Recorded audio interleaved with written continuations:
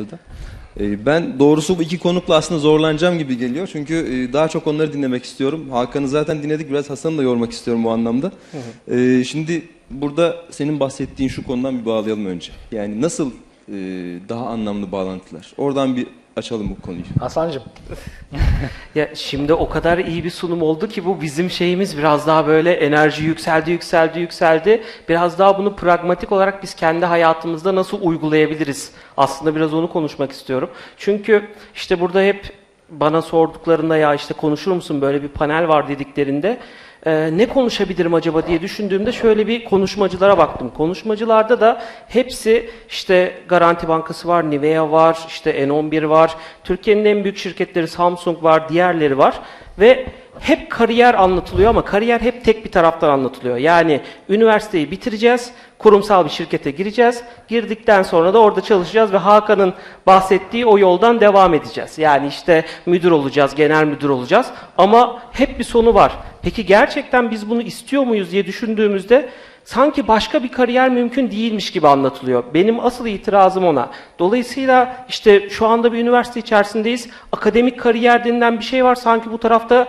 yok sayılıyor. Veya kendimiz solo entrepreneur olmak istiyoruz. İşte Hakan'ın bahsettiği gibi bir bilgisayarımızı alıp kurumsal tarafta değil, yani şirketin belirlediği cihazlar, şirketin belirlediği yerde değil, kendimiz bir deniz kenarında, Bodrum'da başka bir yerde çalışmak istiyoruz. Sanki bu çok mümkün değilmiş gibi anlatılıyor ama bunun da örnekleri çok fazla var. İşte ülkemizde de yavaş yavaş yayılıyor ve bizim tarafta Amerika'da zaten bu işler senin bahsettiğin datalar falan çok daha fazla ötesinde. Bu hayatta mümkün. Peki nasıl mümkün olacak? Asıl soru o. Şimdi bunun maddi manevi bazı şeyleri var. Külfetleri var. Maddisi bir kere kurumsalda para kazanmak çok daha kolay. İlk başta çok daha yüksek öyle söyleyeyim oradaki şeyler. Kendi başına arkanızda bir kurumun gücü olmadan bir yerde para kazanmaya çalışmak tabii çok daha zor. Bu işin maddi boyutu. Bir de manevi boyutu var. Manevi boyut da şu. Sürekli çevreden bir baskı var. İşte benim anneannem bugün burada o da dinlemeye geldi. Diyor ki ya Hasan çok iyi ama bir doğru düzgün işi yok ya. Yani o kadar bu büyük bu bir... çok geçerli bir sebep biliyorsun değil mi? SGK'lı bir iş yok hala. Aynen öyle. Ya çok yani hani bir yerde girseydi, çalışsaydı çok iyi olurdu ama öyle bir işi yok. Dolayısıyla herkes aslında sizi bir yerden o kendi kalıpların içerisine sokmaya çalışıyor. Siz o kalıpların içerisinden ne kadar çıkmaya çalışırsanız oradan kafanıza bir baskı yiyorsunuz ve bu en yakınlarınız tarafından oluyor. İşte anneannemden örnek verdim, ailemden örnek verebilirim. Sabah eşim diyor ki, o da burada, eşim diyor ki ya işte ne giyeceksin konferansta falan. Ben dedim ki ya ben motor pantolonu giyeceğim, motorla oradan başka bir yere geçmem. Ay şimdi bayılacağım. Aynen. Dayanamıyorum falan diyor. Yani nasıl diyor, yani nasıl motor pantolonu giyeceksin falan. Yani ne var? Mesela şurada bir anket yapalım. Diyelim ki ya motor pantolonu giymen beni rahatsız etti diyenler kimler? Ona göre diğer konferansta normal bir kişi. Bir görebilir miyim? Ya bu kadar da terbiyesizlik olmaz. Bir kişi eşim el kaldırıyor, başka yok. Ya bu kadar da terbiyesizlik olmaz. Bir tane de orada varmış. Bu kadar da terbiyesizlik olmaz ya. Adam motor pantolonuyla işte 850 kişinin önüne çıkmış. Çok ağır oldu gerçekten. Tabii terbiyesizlik kadar gelmedi ama işte olmaz tabii. Ya, tabii senin yanında böyle sen şimdi ceketle falan gelince abi. Ama benim asıl anlatmak Bir de şöyle bir şey var Hasan. Çok özür dilerim. Estağfurullah. Ceketliyi de ceketinden ettik. Yani öyle bir durum var. Arkadaş gelmiş ceket meket falan. Abi ne yapıyorsun sen? Çıkar onları bak bizi şey mi yapacaksın? Rezil mi edeceksin bizi falan? Çıkar onları. Manevi baskıya maruz kaldı. Manevi baskıyla bir anda böyle herkes deli olmaya başlıyor. Hani mahallede bir deli var. O delirmek iyi ya hadi delirelim falan şeklinde.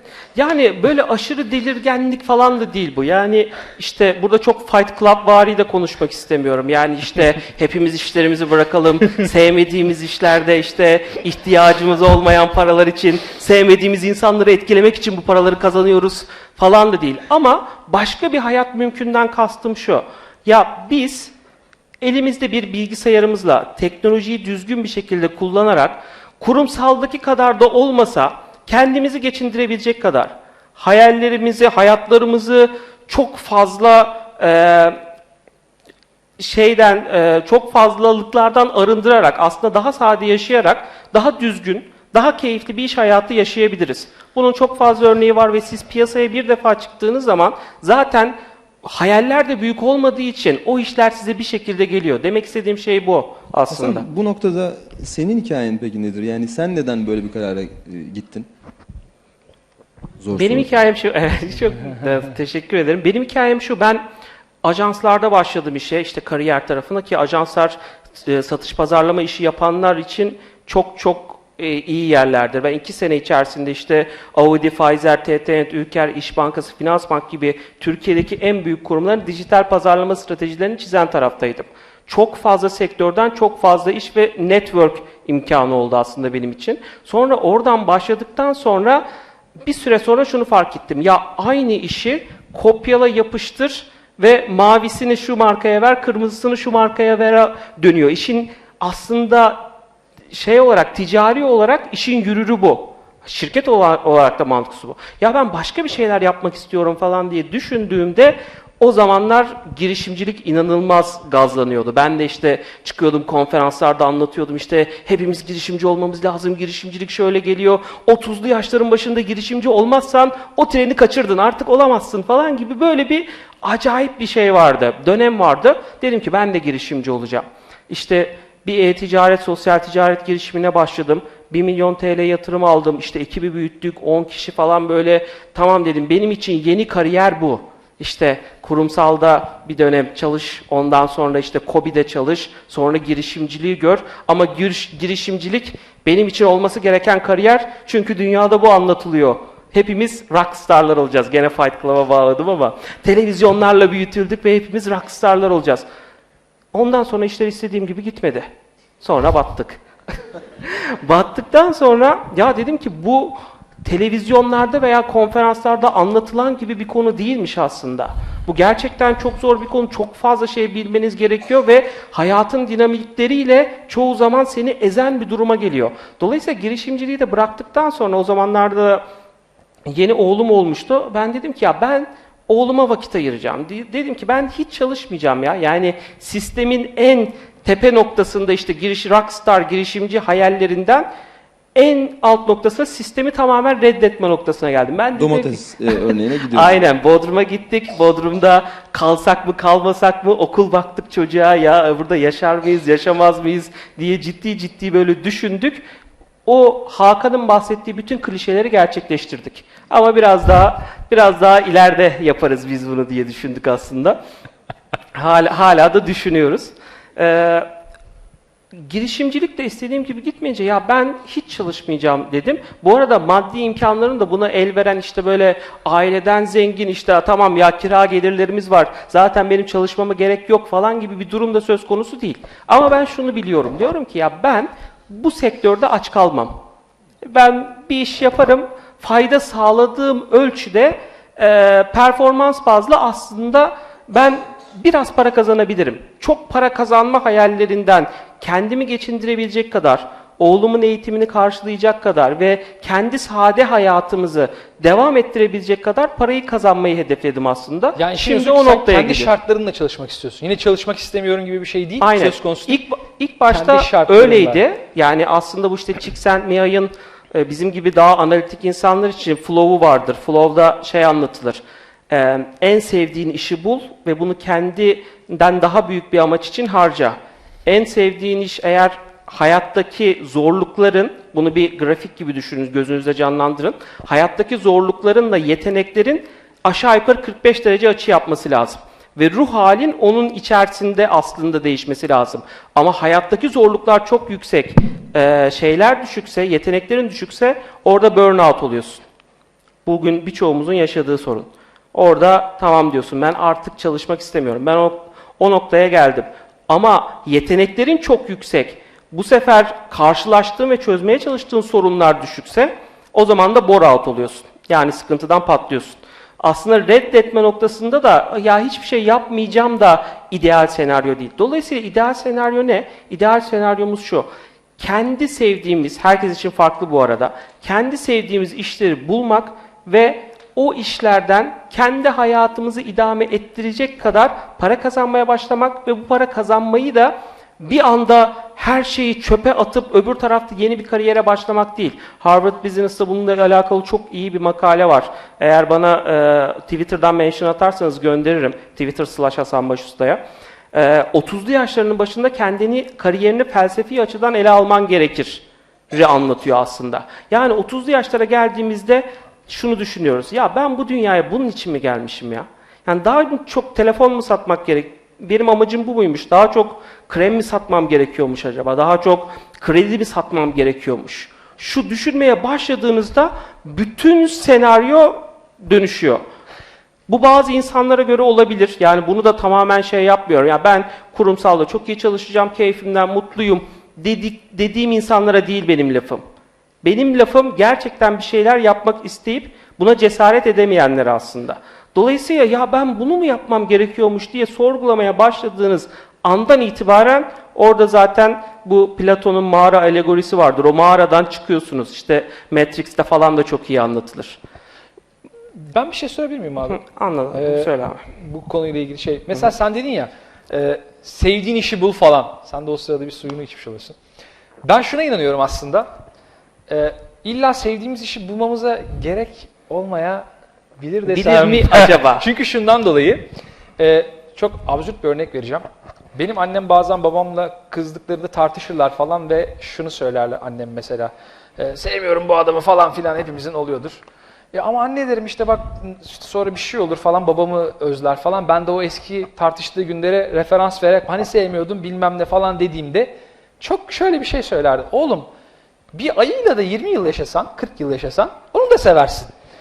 Yeter ki sen sevmeyi bil, görmeyi bil, bakmayı bil. Aynı şey işimiz için de geçerli. Aslında baktığımız zaman çok nefret ettiğim şeylerde raporları falan hazırlarken bir anda böyle o çok güzel falan böyle.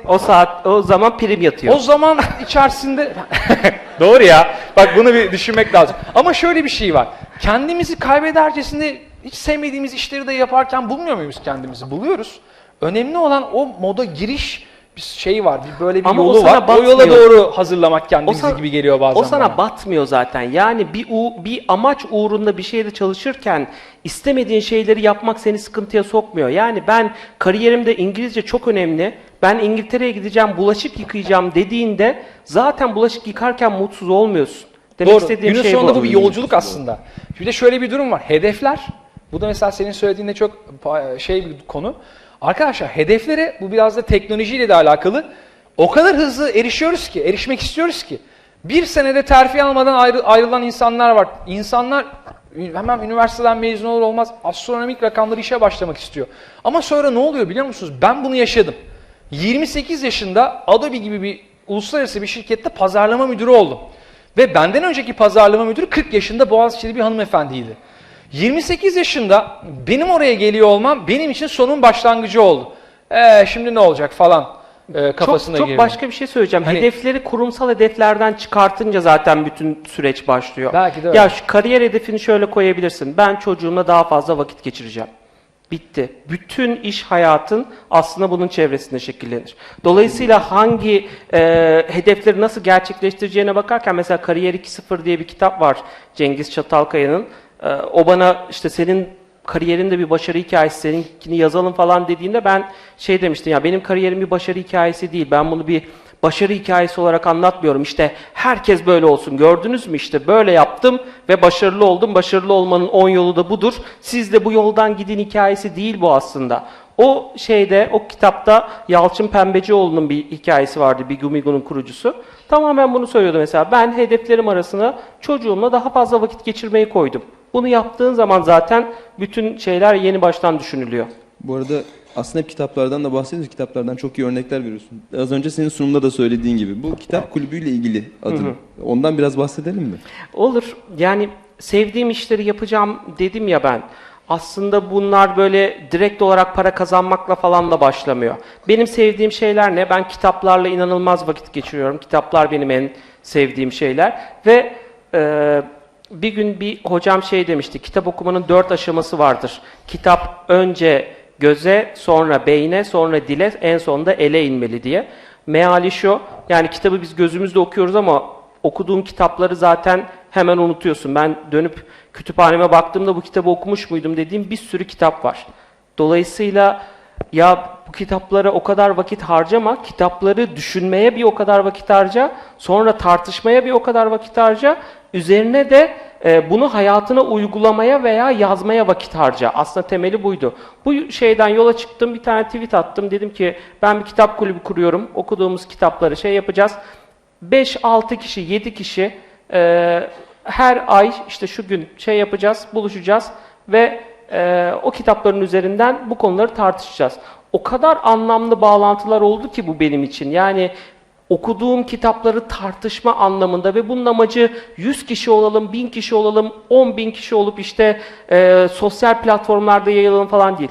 6-7 kişi gene Türk Telekom'dan, Unilever'den, P&G'den aslında birçok kurumsal hayatta bu anlattığım konular aslında o kadar ortak derdimiz ki hele satış pazarlama kariyeri yapanlar için bu konuları konuştuğumuz, bu konuları kitaplar etrafında konuştuğumuz bir şeye dönüştü. Sonra o firmalardan bir tanesi çalışan arkadaş, İK'da yönetici olan arkadaş dedi ki ya dedi bunu şey yapalım, bizim şirketin içerisinde de yapalım. Yani eğitimler ben çok fazla bu dönemde eğitim danışmanlık işleri yapıyorum. Yani çok fazla dediğim haftanın 2-3 gün çalışıyorum aslında. Orada yaptığım işte ağırlıklı olarak işte dijital pazarlama eğitimleri, SEO, AdWords, sosyal medya ve bunların tamamını şirketlere anlatan taraftayım. Yani ben kendimi daha çok eğitim tarafında buldum ve kitap tarafında buldum.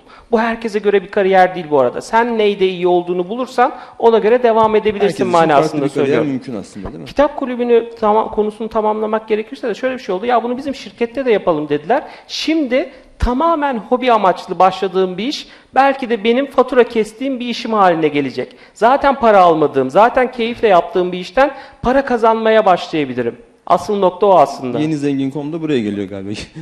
Yenizengin.com. Lütfen girin, e-mail adresinizi bırakın, irtibatta kalalım. Bitti mi bitmedi falan gibi oldu. Bitti mi bitmedi. Bir de şu tarak. Peki bu Endüstri 4.0'dan bahsediyorduk az önce. Evet. İşte plazadakilerin de aslında yerini makineler alacak diye az önce söyledin. Evet. Orayı da bir açalım istersen. Çünkü nasıl alacak yani? Orada da bir beyaz yakalı robotlar mı gelecek? Ne olacak? Güzel. Şöyle bir şey. Şu an eğer işiniz birbirini tekrar eden bir işse, yani repetitif dediğimiz bir işse işimiz bitti. Şundan dolayı bitti. Fabrikalarda üretim hattı üzerindeki bir işçi bundan yıllar önce ne yapıyordu? Bir çivi çakıyorsa, bir vida giriyorsa hep aynı vidayı koyuyordu. Aslında farklı bir şey yapmıyor. Beceri gerektiren, insana has beceri gerektiren bir şey yapmıyor. Hep aynı şeyleri yapıyor. Eğer kurumlarda sizlerin işi sadece e-mail alıp forwardlamaksa geçmiş olsun. Ama bunun ötesinde ne bileyim işte şöyle bir durum da var. İşte akıllı asistanlar gelişiyor, o oluyor, bu oluyor vesaire. Burada insana has olan şey şu. İnsanın iletişim kabiliyetlerini makinelerin kopyalayabilmesi çok zor. Dolayısıyla iletişim odaklı işler her zaman ileride de devam edecek. İstediğimiz kadar artificial intelligence falan koyalım. Ama eğer işiniz her zaman şu bilgiyi alıp buraya koymak, o bilgi içinden başka bir şey bulmak vesaire bir şeyse, tekrarlanabilen bir şeyse onu artık makineler öğreniyor. O yüzden hani bize işiniz öyle bir işse kendinizi biraz farklılaştırmaya başlamanızda fayda var diye uyarmak isterim. Peki tabii şimdi iki yılında da aslında kurumsal hayattan ayrılmış ve daha sonra kendisi bireysel kurumsallaşmış insan olarak devam ediyorsun. Biraz daha solopreneur aslında, yani Evet. tek başına çalışan. Orhan Pamuk'un bir tane röportajı vardı. Röportajında şey diyordu Orhan Pamuk. Ya ne bir kişiden emir almak istiyorum, ne bir kişi çalıştırmak istiyorum, Kafa emir rahat. vermek istiyorum. Yani aslında bizim şu anda bulunduğumuz bölüm o. Yani ben birisini çalıştırmak istemiyorum. Zamanında çalıştırdım. Onların maaşı şu bu falan değil. Ya biz kendimiz düzgün bir iş yapalım. Asla hedef şu. Az sayıda sevdiğimiz arkadaşlarla az sayıda keyif alabileceğimiz iş yapmak. Yani bir kariyer hedefi olarak bu çok mu? Pareto'dan bahsetmek ister misin bu konuda birazcık? Yani tabii işin Paretosu ne diye mi soruyorsun? Yoksa Pareto Ya mesela dediğimiz şey biz sonuçların... Biz hep şey yapmaya çalışıyoruz ya, Pareto ne 80'e 20 kuralı ya. Küçük bir özet Söyle, yapmak söyle yani. gerekirse. 80'e 20 kuralı ne mesela özetle baktığımızda şöyle bir şey. Bir işin %80'i o işi yapan 100 kişinin 20'si yapıyor aslında. Çoğu aslında yancı. Bu gerçek hayatta kurumsallarda da böyle. Yancı çoktur. Neyse. Kendi kendini yönetmeye başladığında inanılmaz ya kurumsal hayattaki verimliliğin çok üstüne çıkman lazım. Şimdi orada şöyle bir şey var. Biz Pareto'ya doğru koşmak istiyoruz. Yani 100 tane müşteriye 3.000 liralık, 1.000 liralık fatura kesmektense 5 tane müşteriye ya da 3 tane müşteriye 5.000 liralık fatura kesmek istiyoruz. Pareto'ya doğru koşuyoruz. Yani ormanda kollarımızı açarak yürümek gibi değil bizim bakış açımız. Bence şirketler de buraya doğru yönelmeli. Fakat orada çok ilginç bir şey var. Bizler Pareto'ya doğru koşmaya çalışırken doğa bizi Pareto'dan uzaklaştırmaya çalışıyor. Hani o noktada belki biraz önce bahsettik ya, hayatımızdaki fazlalıkları atıp Aynen öyle. Yani yalınlaşmak, iş dünyasında da yalınlaşmak, yeteneklerimizi odaklayıp o konuda da yalınlaşmak ve hedefe doğru yürümek, ormanda kolları açıp yürümek değil. Gerçekten hedefli ilerlemek çok önemli. Hani bizim bakış açımızda belki bunu bir araya getirebilirsin. Çünkü senin kitap kulübünde Evet. de şöyle bir şey var. 100 kişilik bir kitap kulübü değil. Sadece 10 kişi girebiliyor. 11.'ye yer yok. 11. gelmesi gerekiyorsa o geri kalan 10 kişiden bir tanesi çıkması gerekiyor. Aynen oradan. öyle. Ve bu şekilde bir anlamlı bağlantı oluyor. Çünkü o etkinliğe 100 kişi geldiğinde o 100 kişi içli dışlı doğru düzgün anlamlı bir bağlantı oluşturamıyor. 100 kişi olsaydı belki o kitap kulübüne böyle bir teklif gelmeyecekti. Gel bir de bizim şirketimizde yapalım gibi. Ama 10 kişi olduğu için bağlantı anlamlı olmaya başlıyor. Yani nicelikten O biz önemli. nitelik mantığına geçiyoruz. Yani ilk başta neydi, işte çok fazla arkadaşımız olsun, senin dediğin gibi Facebook'ta binlerce kişiyi ekleyelimden, ya bana bu kadar insan lazım değil. İnsanın fazlası zarar, mutluluğuna faydası yok noktasına geliyorsun aslında. Diyorsun ki ya benim anlaşabileceğim, düzgün iletişim kurabileceğim bir avuç arkadaşım olsun. Bana yeter. Bir avuç iş yapabileceğim insan olsun. Bu bana son derece yeterli noktasına geliyorsun. Belki şununla da yavaş yavaş toparlayıp kapatabiliriz. Yavaş yavaş yemeğe geçeceğiz çünkü. Yani dünyanın gittiği yer aslında çoğu böyle rockstar entrepreneurlerin veya işte konferanslarda anlatıldığı gibi işte şöyle yapacağız, böyle başaracağız ve hepimiz şunlar olacağız falan değil. Daha hızlı hayattan daha yavaş hayata geçiş var. Daha fast food'dan daha slow food'a geçiş var. Yani ben bu hayata geldim ve bu hayatı keyifli bir şekilde yaşayacağım.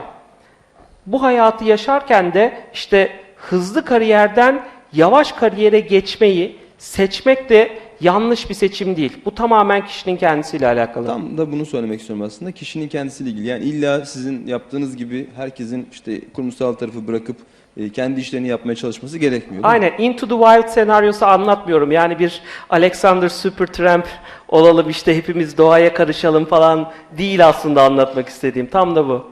Peki o zaman Hakan da telefonla oynamaya başladığına göre vakit tamam. Çok teşekkürler bizleri izlediğiniz için. Teşekkürler. Umarım Hakan. faydalı olmuştur. Evet, evet.